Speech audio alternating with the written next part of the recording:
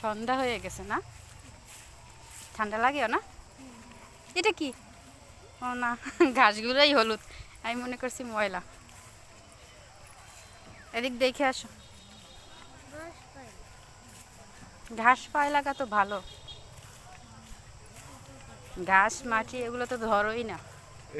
তোমরা তো মাটি নিয়ে খেলোই না, বুঝবা কি? হুম,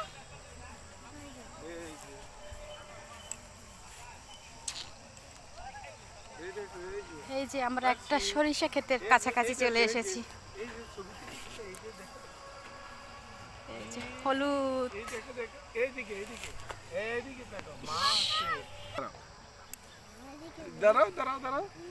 পরিবেশটা মোটামুটি ভালোই আছে, কিন্তু তবে ছোট্ট একটা ক্ষেত, বেশি বড় ক্ষেত না। যে আর এখন সন্ধ্যা হয়ে গেছে তো ভালো বোঝা যাইতেছে না, তবে ক্ষেতটা একটু দেখি, খুব সুন্দর। কিন্তু সাইডে একটা রাস্তা, মানুষজন। তা আমাদের উদ্দেশ্য ছিল না কিন্তু এখানে যাওয়ার, কিন্তু যেদিকে যাইতে চাইছি ওইটা দূর হয়ে যাবে, তো ভাবলাম এখানে একটু নেমে যাই। আর যেহেতু সন্ধ্যা হয়ে গেছে তো ওইদিকে আবার সেলফি তুলতেছে বাবা মেয়েরা। একদম সন্ধ্যার আগ মুহূর্ত, আজানো হয়তো এখনই দিয়ে দিবে। ক্ষেতটা অনেক ফাঁকা, এই জন্য ফুলগুলো বেশি ভালো আসতেছে না, আর যেহেতু আলো নাই এই আর কি।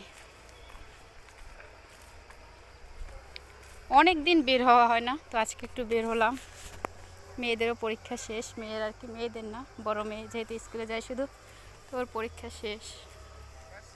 এইদিকে কিন্তু খালি জমি সম্পূর্ণ, এগুলোতে জল ছিল তো শুকিয়ে গেছে, এখন পর্যন্ত খালিই আছে। এই যে পিছনটা কেমন ধু ধু করতেছে, শুধু সাইডে রাস্তা। এই যে সেই ক্ষেত, খেতে আসবো আর একটা ফুল নিব না, এটা কি হয়? খুব সুন্দর।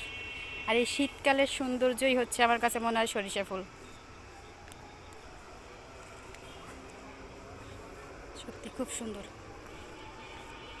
সরিষার দানাও এসে গেছে কিন্তু, আর কিছুটা আবার ফুল এখনও আসে নাই এরকম। তো যে গাছগুলো আর কি আগে আগে হয়েছে। আরেকটা ফুল আবার দেখলাম কেমন সাদাটে, বেশি হলুদ না। মা বলো, ব্যাগ রাখতে পারতেছো না? ওয়াও, এই যে ফুল লাগবে না।